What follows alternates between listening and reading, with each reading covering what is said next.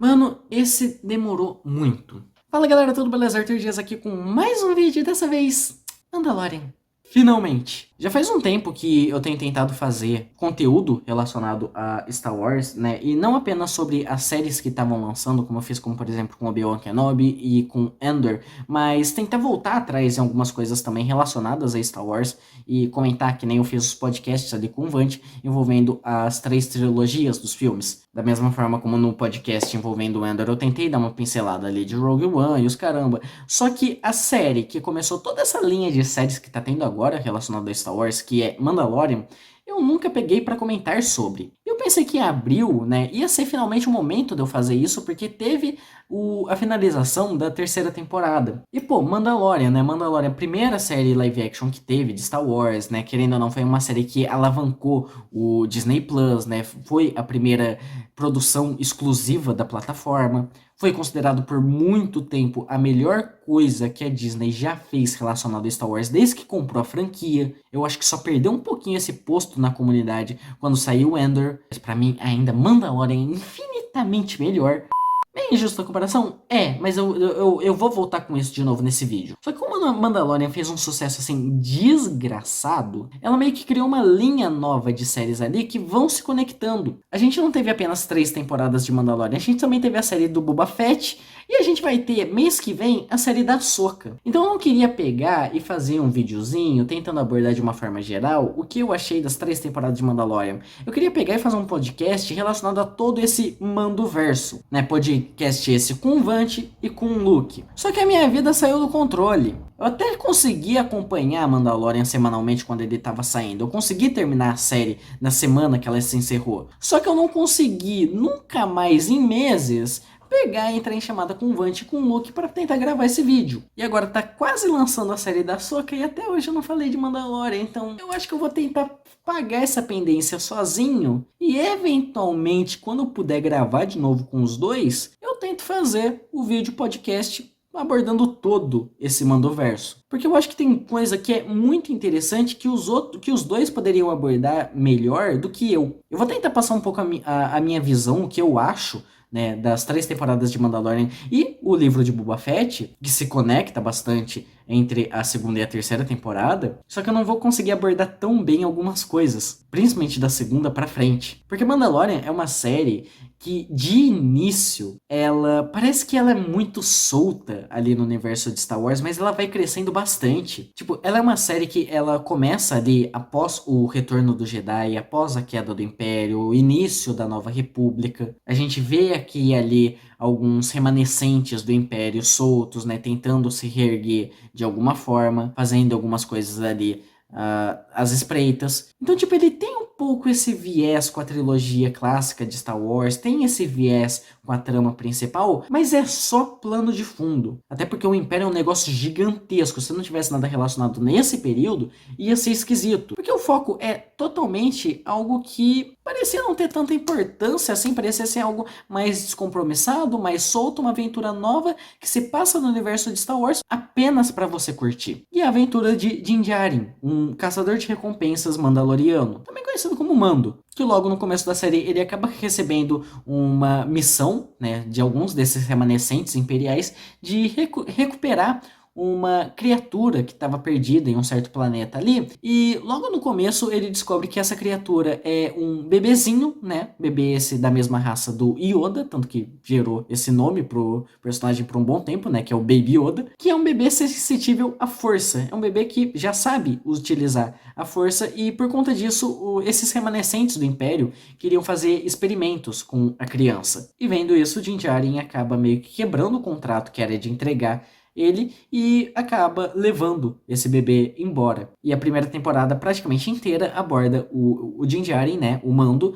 procurando um lugar seguro pra criança. Assim, inicialmente essa porra não parece se conectar com merda nenhuma relacionado a Star Wars. tanto a trilogia clássica quanto a trilogia sequel, né? Já que Mando se passa entre as duas. Só que o que acaba sendo um tanto assustador é que, tipo, ela não se conecta em muita coisa, assim, com Star Wars, mas você sente que ela é muito Star Wars. Tanto que por conta disso eu comparei muito Andor e Mandalorian no meu vídeo sobre Andor. Porque Andor, querendo ou não, é uma série que se conecta em muito com a trama principal de Star Wars, principalmente a trilogia clássica, né? Por ser a origem do Exército Rebelde. Mas você assiste Andor e não parece que você tá vendo Star Wars. É um universo amplo pra caralho, que tem diversas raças, diversas coisas, e tem uma identidade visual, uma identidade sonora que ela é muito gritante. Né? Tinha um pessoal que tava reclamando de Andor na época e todo mundo falava, nossa, tá xingando só porque não tem espadinha que brilha. Mas Star Wars não é apenas isso, e Mandalorian é um exemplo muito claro dessa questão. Toda a temática e toda a execução de Mandalorian é completamente destoante de tudo que você vê de Star Wars, mas você sente que você tá vendo algo naquele universo. Você mal começa a série e você já tem um monte de raça, um monte de bonecão, um monte de coisa que é um fanservice miserável para quem viu os filmes. Você tem uma trilha sonora que, por mais dela ser exclusiva da série, você escuta aquilo e você pensa Star Wars. Você vê aqueles remanescentes do Império e você tem uma sensação deles serem mais Império do que as bases imperiais, os generais imperiais que a gente vê no auge ali na série do Andor. Fora dessa temática da questão dos Mandalorianos, né, que querendo ou não é uma coisa que a série aborda bastante, né, aborda não apenas o Mando em si, mas todo o povo mandaloriano, toda a cultura mandaloriana e a doutrina mandaloriana, aquele negócio do como deve ser, né, o This is the way, que até virou um meme dentro da comunidade de Star Wars. E é algo que não foi inventado para essa série. É uma coisa que eu, por exemplo, não sabia muito bem quando eu fui ver Mandalorian, né? Porque apesar de a gente ter alguns Mandalorians perdidos nos filmes, né, como o Jango Fett e o Boba Fett, eu acho que a gente nunca teve nem o nome da doutrina citado nos filmes. O povo mandaloriano é algo que é muito mais focado e explorado dentro das animações como Clone Wars. Não sei se Rebel chega a abordar tanto essa questão mandaloriana, mas o Clone Wars tem. E agora a gente tem uma série que, querendo ou não, explora um pouco melhor isso. Fora a questão que eu falei, a execução da série também ela é muito diferente, porque aqui a gente tem um clima, a gente tem uma vibe que ela se diferencia bastante também do resto do que a gente vê de Star Wars. Uma coisa, inclusive, que eu só fui reparar quando o Tenak começou a ver a série, veio comentar comigo sobre ela. Ela tem uma vibe que lembra muito filmes de faroeste, principalmente por essa questão do Mando ser um caçador de recompensa mesmo, então ele acaba tendo muito dessa estética, muito dessa estrutura de produção. Inclusive com alguns episódios na primeira, na segunda temporada, que realmente bebem demais dessa fonte. Como aquele episódio que ele vai na vila ali, que ele vai enfrentar o xerife, que é um suposto mandaloriano. Se eu não me engano, é o episódio da segunda temporada. Então acaba sendo algo muito interessante, porque é algo muito próprio, ela se diferencia muito de diversas outras obras de Star Wars, e mesmo assim você sente que está vendo Star Wars. Fora que, como eu falei, essa questão da doutrina mandaloriana é algo muito legal, algo muito bem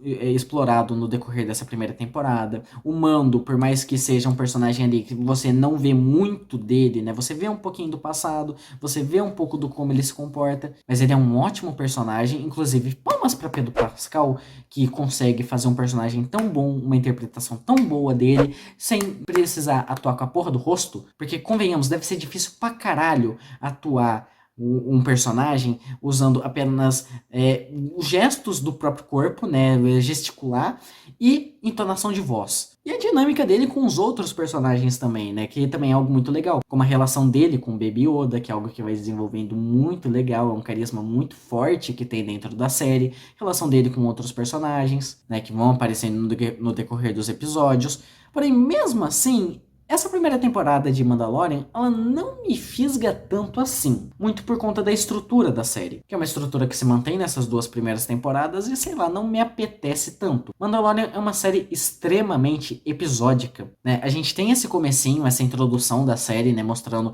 ele aceitando essa missão de recuperar o Baby Yoda, né? Ele levando até a base imperial, né, vendo o que estavam fazendo com a criança ali e decidindo se rebelar. Esses episódios até tem um sequenciamento ok, né, apesar de cada episódio ser uma situação um tanto distinta, né, primeiro episódio é a missão de resgate do Baby Yoda, segundo episódio ele tentando consertar a nave ali que o povo da areia roubou, terceiro episódio essa questão da base imperial e toda a treta que acontece na cidade, e a partir dali começa uma onda de side quest. Cada episódio ele para em um planeta diferente para ver se ele consegue deixar o Baby Yoda naquele lugar, se é um lugar seguro para deixar a criança, descobre alguma merda, descobre alguma porra que os imperiais estão fazendo, encontra aliado, resolve o problema daquele lugar, vê que não é uma boa deixar o Baby Yoda ali e vaza. Isso deve se repetir por uns 4, 5 episódios seguidos, até chegar na reta final onde ele volta pro planeta onde ele e o povo estavam no começo da série e ter toda a treta ali envolvendo o passado do Mando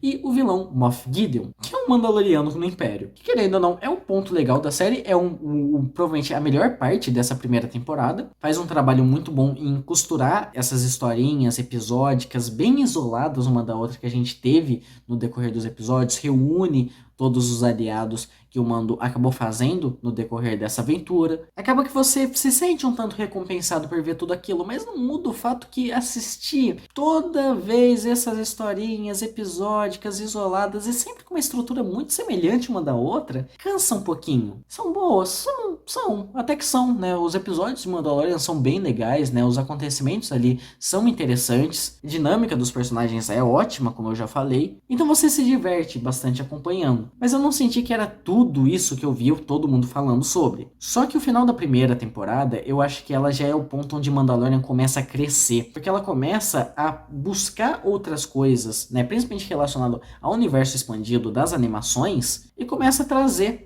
para dentro da série, como por exemplo a questão do Moff Gideon ter o Sabre Negro. Essa trama do Sabre Negro, pelo que eu vi, é algo que é muito abordado no Clone Wars, né? Essa questão de quem tiver o Sabre Negro reina Mandalore, reina um povo mandaloriano. Então você já começa a ver que a série começa a abraçar mais todas essas questões da animação. E apesar da gente ter alguns episódios ali que ainda são um grande foda-se na segunda temporada de Mandalorian, como aquele episódio que ele concorda em ajudar uma mulher lagarto a transportar os ovos de um planeta para o outro, que é um episódio completamente foda-se, a segunda temporada de Mandalorian começa a abraçar muito outras coisas de Star Wars. Logo no primeiro episódio a gente já tem pontinha ali do Boba Fett, que é um personagem que é extremamente importante para essa segunda temporada, inclusive logo em seguida da segunda temporada recebeu a própria série, fora a participação de duas personagens extremamente queridas das animações por toda a fanbase de Star Wars, que é Ahsoka e Bo-Katan. Inclusive, esse era um motivo pelo qual eu queria ter o Luke aqui no vídeo. Porque o Luke se internou em todas as animações de Star Wars, fez um doutorado sobre Star Wars, e eu acho que ele poderia abordar muito bem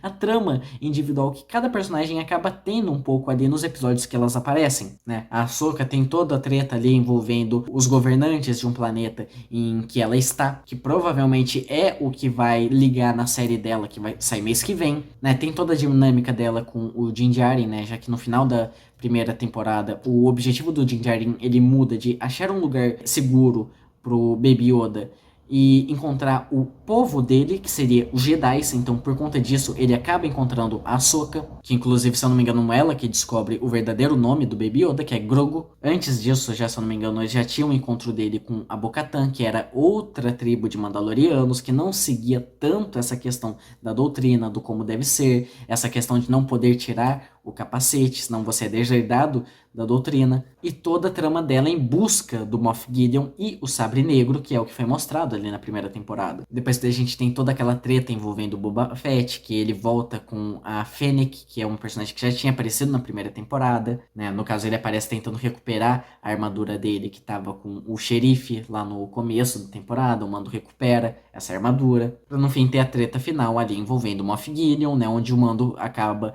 se tornando o herdeiro do Sabre Negro, e a despedida do Mando com o Grogu quando chega o Luke, que é provavelmente uma das melhores partes de Mandalorian inteiro. Não só a parte de ação ali, o episódio inteiro já é muito bom, né? A luta do Mando, a luta da Bo-Katan, a chegada do Luke, a despedida do Mando e do Grogu, o Mando finalmente tirando pela primeira vez o capacete, e o fim da série deixando aquela pontinha para a série seguinte, que é o livro de Boba Fett, onde a gente vê o Boba tomando o posto como governante de Tatooine, né, no lugar do Jabba, que tinha morrido no episódio 6, depois foi aquele conselheiro que ficou no lugar, agora o Boba tomou o lugar daquele governante. E aí a gente vem com uma das piores séries de Star Wars até agora, né, que é justamente o livro de Boba Fett, que aborda, né, tanto o como o Boba Fett sobreviveu ali no episódio 6, no deserto de Tatooine, todo o caminho dele até chegar na segunda temporada de Mandalorian, e aquele período realmente que ele está governando. A primeira metade da série eu acho um saco completo, né, que fica alternando essa questão do que ele tá fazendo em Tatooine, né, como vai gerando esse impacto de agora ele tá governando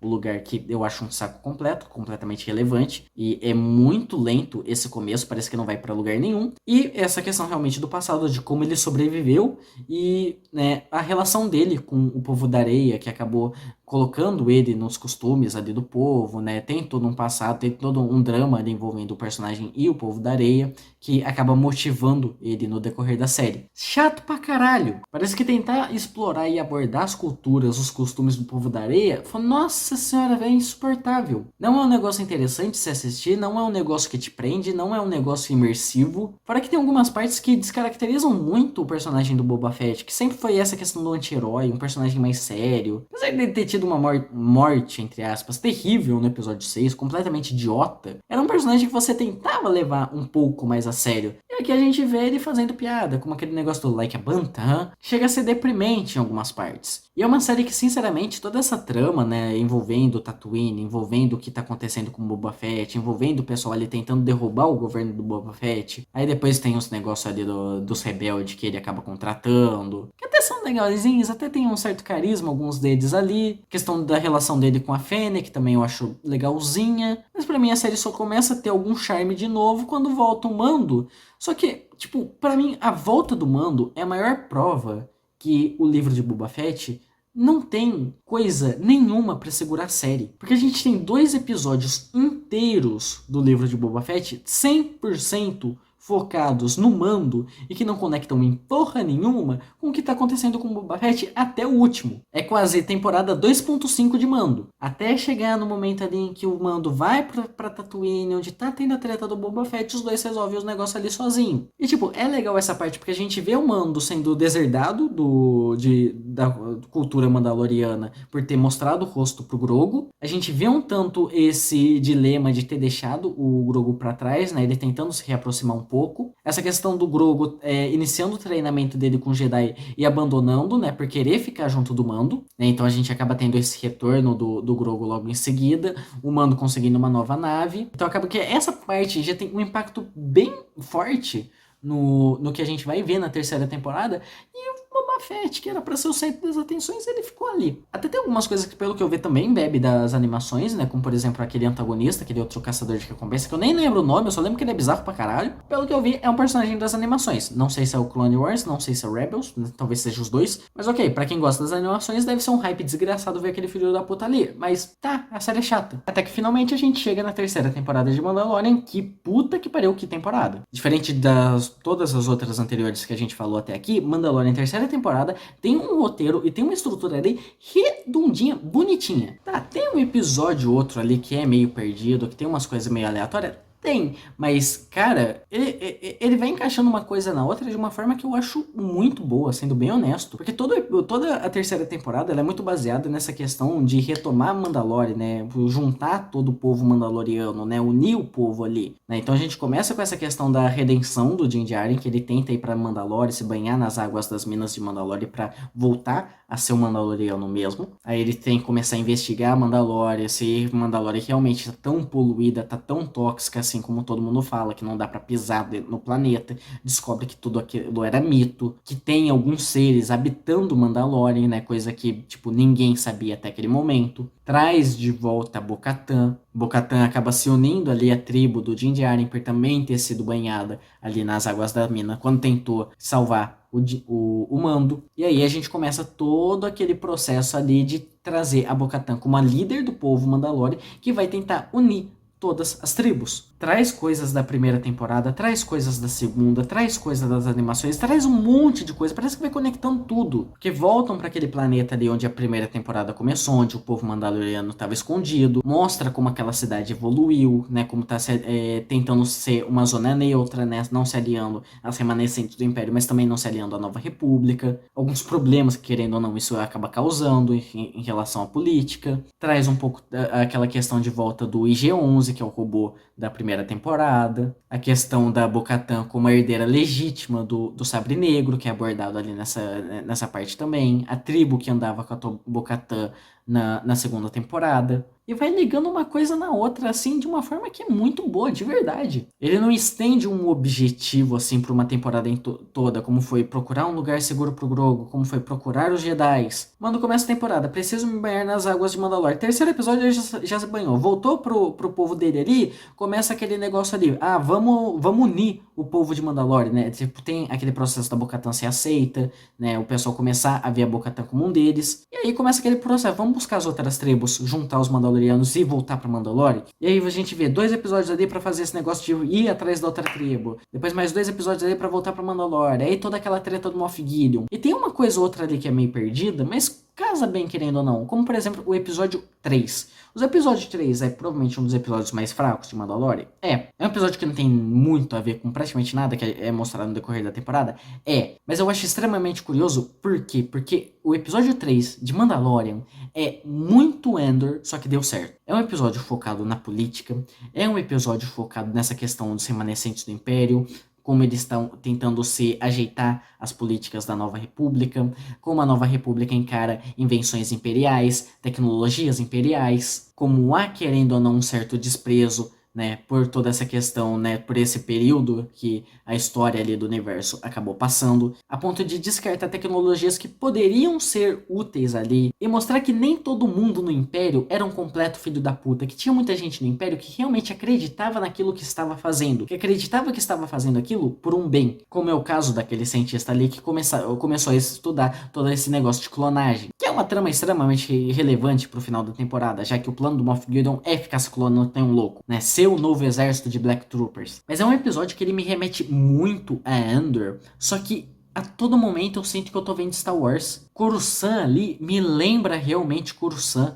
Parece que eu tô vendo aquela Coruscant do episódio 2, do episódio 3. E não é a sensação que eu tinha em Endor, por mais que Endor se passa muito em Coruscant. Aqui é um episódio, mas bate aquela nostalgia, bate aquela sensação. É Star Wars. Então, nesse episódio específico, eu tenho que voltar e dar aquela cutucada. Viu, Endor? Você podia ser muito mais.